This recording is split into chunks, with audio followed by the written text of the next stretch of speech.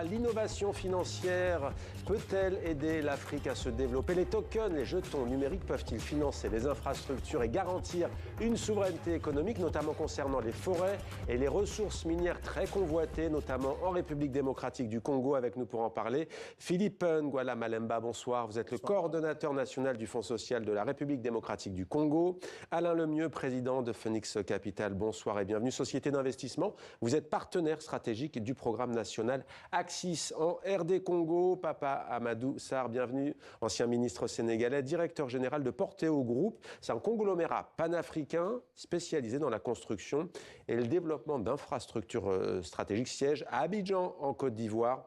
Et vous avez tous les trois, je le précise, participé à l'instant au forum Investir en Afrique qui s'est tenu à Paris. Papa Amadou Sarr, ma première question est pour vous. Vous le savez, puisque vous avez travaillé à l'OCDE, il me semble, c'est l'Organisation de la coopération et du développement économique qui nous dit quoi? Eh bien que si l'Afrique manque d'infrastructures, c'est parce que les investisseurs ont peur, ils ne veulent pas venir en raison des risques et de l'instabilité. C'est vrai ou c'est faux? Merci pour cette invitation. Effectivement, j'ai travaillé à l'OCDE il y a cela à peu près 15 ans. Et mes anciens collègues ont publié un rapport l'année dernière qui, effectivement, s'adressait aux questions infrastructurelles. Et il a été indiqué, et c'est vrai, parce que je l'ai vu au jour le jour, qu'il est 2 fois ou 3 fois plus cher d'investir en Afrique dans les infrastructures que dans les pays OCDE. Le coût du capital est beaucoup plus élevé, effectivement. C'est plus cher à cause du risque? Il y a le risque pays, il y a le risque financier, il y a le risque politique. Et de plus en plus, les investisseurs trouvent d'autres créneaux ou d'autres régions dans lesquelles investir à moyen terme avec des rentabilités plus élevées. Et aujourd'hui, par contre, ce qui est important de noter, c'est que l'Afrique, aujourd'hui, est le dernier continent où il manque des infrastructures de qualité, que ce soit les routes, les ponts, les autoroutes. Et de plus en plus, et c'est là où l'innovation est là, les Européens ou les pays OCDE ont des concurrents de taille. Les pays émergents, tels que la Chine, l'Inde, la Turquie et les pays du... Et on va voir justement que peut l'innovation. Alain Lemieux, alors j'ai un exemple concret, parce que je crois que nos confrères de l'opinion qui sont partie prenante à ce forum vous ont posé la question. Il y a eu récemment une attaque de drone en République démocratique du Congo sur un aéroport à Kisangani, il me semble, l'aéroport. Et vous dites au fond, non, vous, ça ne vous fait pas peur, ça ne doit pas faire peur aux investisseurs? Non, absolument pas. Je pense que c'est sporadique, ça arrive de façon... c'est dans une zone de guerre qui n'est pas là-bas. OK, il y a une intervention, mais nous, ça change absolument rien. Tout ce qu'on déploie là-bas est dans les zones de non-conflit. On n'est pas directement à l'aéroport de Kisangani, bien qu'on met une de nos bases hub centrales à Kisangani, mais on a le contrôle sur nos opérations. Alors, quel est le cœur de votre travail? Et c'est là où on va venir vraiment, et je vous demande beaucoup de pédagogie sur ce que sont les tokens, la tokenisation. En quoi vous intervenez, vous, auprès de la République démocratique du Congo, avant d'entendre Philippe Nguala Malemba? OK. Et le projet de tokenisation, c'est un projet de tokenisation des actifs, des assets de ressources naturelles. D'accord. Okay? Donc, le projet de base, c'est utiliser les actifs naturels, les ressources naturelles provenant de la base, des communautés de base, les utiliser pour faire du leverage financier, aller chercher les investisseurs pour investir sur ces ressources et pour financer le développement communautaire, le développement durable. Donc, pour le faire, on utilise un outil qui est l'outil moderne de la tokenisation et de la création de jetons numériques qui, en fin de compte, devient l'image de ces ressources, des real world assets, qui ne sont pas encore extraits. Okay? Ils sont soit dans le sous-sol ou soit dans les arbres parce qu'on le premier c'est de leur donner une valeur, en fait. Une valeur pour les protéger, pour les sécuriser. Oui, Philippe Nguala Malemba, votre pays, la République démocratique du Congo, a ce programme national avec notre invité ici présent, Alain Lemieux. Ça s'appelle Axis. En quoi ça consiste précisément? Écoutez, d'abord, je dirais que le programme émane d'une volonté au plus haut sommet de l'État. C'est le président de la République, son Excellence Félix-Antoine Tshisekedi Tshilombo, qui a martelé, qui veut que désormais les ressources naturelles de la RDC, qui sont des actifs communautaires, puisqu'ils appartiennent aux communautés, puissent être gérés de manière transparente, avec la traçabilité et un commerce équitable. Vous utilisez ce mot communauté, on dividendes. parle donc des populations locales. Hein. Quand vous dites communauté, c'est bien cela. C'est des populations locales, c'est des actifs communautaires. OK. Donc, elles sont au sein des communautés parce que les communautés sont assises sur ces richesses. Et donc, depuis des décennies, la RDC, que vous connaissez être ce pays aux immenses ressources naturelles, les bénéficiaires ou les propriétaires de ces ressources, qui sont des communautés de base, ne bénéficient pas des dividendes de ces ressources. Mais il y a une volonté politique. Alors comment ces populations en profitent? Parce que vous dites, par exemple, vous pouvez apporter 2,5 millions d'euros, vous, à des communautés, notamment dans quel secteur? Dans le secteur aurifère, l'or notamment, on sait qui est vraiment, qui a le vent en poupe. Hein. Le projet commence sur 2 secteurs particuliers, 2 ressources naturelles, l'or et le carbone forestier. Et donc, les investissements vont toucher probablement les communautés locales forestières et les communautés locales qui travaillent dans l'orifère, okay, pour soutenir les coopératives. Donc, c'est important que les communautés bénéficient immédiatement d'une injection pour améliorer leur qualité de vie et leurs infrastructures pour bien soutenir les coopératives qui doivent travailler au niveau de l'extraction et au niveau des forêts. Vous utilisez, vous êtes plutôt dans le secteur de la construction, vous utilisez cette monétisation, on va dire, des actifs? Pas spécialement. Non? Non. Et qu'est-ce que vous en pensez? Est-ce que c'est bien que la RDC se lance dans cela? Je trouve que c'est une nouvelle façon de faire et qui, à mon avis, pourrait sécuriser les assets, comme disait tout à l'heure Alain. Rappelez, les assets, c'est les actifs. Les actifs. Et permettre aux États de connaître exactement la valeur de leur sous-sol, de savoir qu'est-ce qu'ils ont comme minerais critiques et pouvoir les monnayer plus tard. Je pense que c'est une très bonne chose. Ça peut permettre de gagner en souveraineté, selon vous, industrielle. On sait que la RDC attise toutes les convoitises, notamment dans l'est du pays. Absolument.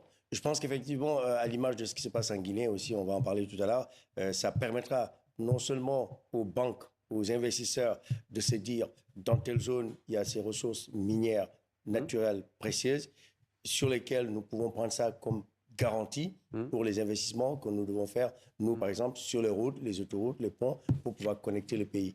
Pareil, les telcos pourront faire la même chose. Je pense qu'en termes de souveraineté, comme vous avez dit, ça permettra aux autorités, au plus haut niveau, comme disait notre co-débatteur. Vous avez dit connecter les pays, c'est intéressant. J'aimerais vous montrer un chiffre. 6% seulement des projets d'infrastructures transfrontalières initiés par l'Union africaine, je vous vois acquiescer, vont au bout, en fait, sont réellement mis en œuvre. Regardez, c'est ça, qui nous dit ça? Eh bien, c'est le Boston Consulting Group. C'est un chiffre effarant. Alors justement, Simandou, ça fait des dizaines d'années qu'on en parle. Enfin, la Guinée va pouvoir exploiter ses ressources minières. Alors, vous n'y avez pas participé directement, quoique? Alors, nous sommes en Guinée, on fait des routes. On a à peu près environ 500 millions d'euros, bientôt 1 milliard d'euros de projets routiers à faire à Conakry. Et nous accompagnons le gouvernement guinéen en mettant en place des infrastructures qui vont permettre non seulement de connecter le pays, de connecter les mines au port, à travers les routes, les corridors, les quais, et aider aussi les miniers à avoir des infrastructures de transformation locale. Et c'est là où, je pense, le président guinéen a gagné en considération, en impact, parce qu'aujourd'hui, grâce à la vision qui a été développée, qui a été mise en place, aujourd'hui, les Chinois et les Australiens vont produire, transformer, le faire localement, et on prévoit 9 à 11% de taux de croissance sur 10 ans en Guinée. Imaginez ce que ça aura comme grâce à Simandou. Grâce à Simandou.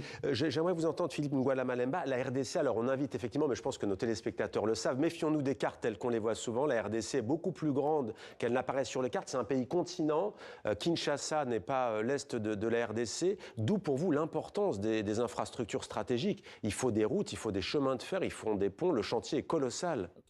Écoutez, il y a donc, comme je l'ai dit, une volonté de programme des corridors pour mettre en valeur, promouvoir les corridors afin de pouvoir renforcer les échanges et construire des plateformes logistiques. Mais c'est quoi la priorité pour la RDC aujourd'hui? Parce que là, on parle effectivement des mines, de la richesse du sous-sol, mais justement, s'agissant d'infrastructures dures, c'est quoi pour vous aujourd'hui l'essentiel? La priorité pour la RDC, c'est développer des mécanismes alternatifs de financement. Et le programme Axis se présente comme... C'est vraiment l'argent, c'est prendre les actifs communautaires, les ressources naturelles, et les valoriser, les monétiser. Connaître les valeurs réelles et avec l'implication de la communauté et pouvoir utiliser ces ressources mobilisées grâce à la valorisation de ces ressources naturelles pour prendre ces ressources et les orienter vers le développement. Vous savez aujourd'hui que les ressources classiques, le financement classique est en train de tarir. Vous en êtes informé. Et nous sommes très heureux aujourd'hui lorsque nous avons commencé à réfléchir sur le programme Axis, qui est en réalité pas tellement un programme, mais un instrument de mobilisation des ressources alternatives basé sur les richesses existantes. Mais est-ce que ça fonctionne, Alain Lemieux? Est-ce que vous avez des cas concrets de pays où effectivement, récemment, ou est-ce que c'est vraiment les prémices? Non, ce projet est vraiment innovateur. Novateur, oui. Bon, la tokenisation des Real World Assets commence à fonctionner partout dans le monde, mais sur des actifs existants. Donc, aux États-Unis, maintenant, les grandes banques utilisent la tokenisation des valeurs immobiliers et tout. Ce qu'on fait ici, c'est vraiment tokeniser ce qui existe dans le sol. On sait ce qu'il y a dans le sol. On en donne une valeur immédiate. Okay? Mais on ne parle pas d'échange bancaire. Non, on ne parle pas d'échange. Non, là, vraiment, c'est la valorisation. C'est la valorisation, mais on a créé... À partir de ça, le jeton, c'est un jeton numérique, digital, souverain, équivalent à 1 gramme d'or. Okay? Mais 1 gramme d'or que tu obtiens dans le futur selon le mécanisme qui est opéré pour extraire l'or. Donc, ça veut dire que le jeton représente un future, un bien futur, mais aussi avec tout un système en anglais qu'on appelle le WIP, qui est le Work in Progress, c'est-à-dire comme dans le système manufacturier, tu as de la matière première, tu as une étape de transformation, donc un système de transformation qui garantit le résultat et la sortie de produits. Qu'est-ce que vous garantissez à celle ou celui qui travaille dans ce secteur aurifère concrètement? Je dis un chiffre de 40%. Oui, mais c'est beaucoup plus parce qu'on investit. Ils obtiennent maintenant des salaires normaux. Réguliers. On leur fournit des équipements sécuritaires qu'ils n'ont pas actuellement. Il y a beaucoup de, vous entendez, il y a beaucoup de blessés, ces choses-là.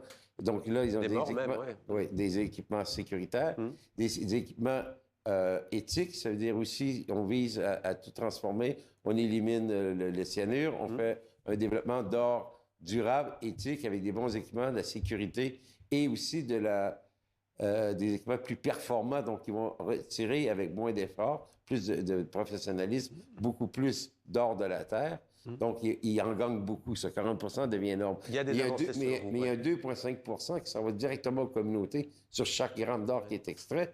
2,5%, ça dépend de la somme engagée, vous l'avez dit. Non, mais si tu parles, disons, sur un $100, il y a 2,5 $, ça va directement, non pas à la coopérative qui a ses moyens de travail, mais directement à la communauté pour soutenir le développement de la communauté. On comprend bien. C'est le rôle du Fonds social aussi, exactement. De mieux structurer les coopératives. Oui, donc je suis le coordonnateur national. Le Fonds social a pour objectif d'accompagner les efforts de reconstruction. C'est un organisme public placé sous la haute autorité du président de la République et qui travaille sur l'accompagnement des efforts de reconstruction avec un focus sur le relèvement communautaire, donc le développement à la base. Donc la structuration de coopératives. Et la capacitation de ces coopératives et surtout l'information pour qu'ils aient l'accès au marché, qu'ils connaissent très bien la valeur des produits dont ils sont bénéficiaires, dont ils sont propriétaires et avoir l'accès au marché et avoir les retours sur investissement, effectivement. Alors, quels sont les pays, si je puis dire, modèles? Si je dis le Sénégal, et si vous dites le Sénégal, on va dire que vous êtes un peu chauvin, mais plus sérieusement, le Sénégal est-il, lui, en avance ou pas si l'on compare à d'autres pays de la région en termes d'infrastructures? Alors, comme vous dites, je suis mal placé pour le dire en tant que Sénégalais, ancien ministre sénégalais, mais effectivement, les 10 ou 15 dernières années, le Sénégal a investi plusieurs milliards d'euros pour faire des routes, des ponts, des autoroutes, des rails, pour interconnecter les différentes régions en investissant dans les systèmes de train express régional. Et aujourd'hui, vous avez parlé tout à l'heure du chiffre des BCG. Effectivement, il est vrai, mais de plus en plus, le continent est en train de se développer par zone géographique. Il y a le corridor ouest africain qui part d'Abidjan, Lagos, en allant jusqu'à Dakar, et de l'autre côté de Mombasa à Addis Ababa, et en Afrique australe, et le corridor de Lopito en Angola. Tout cela avec des investissements massifs de groupes comme la Banque mondiale, la SFI, la Banque africaine de développement, qui sont à peu près, les chiffres des investissements par an, c'est à peu près $100 milliards, là où il faut à moins de 200 milliards pour connecter le continent. Mais est-ce qu'il y a une recette sur la confiance? On parlait tout à l'heure de l'insécurité qui, entre guillemets, n'encourage pas les investisseurs et les investissements. Est-ce que vous, dans votre groupe, vous avez des conseils à donner à des jeunes entrepreneurs, des jeunes entrepreneuses qui nous regardent aujourd'hui? Absolument. Je pense qu'aujourd'hui, il faudrait... Parce que parfois, les entrepreneurs africains, ils investissent ailleurs aussi. Exactement.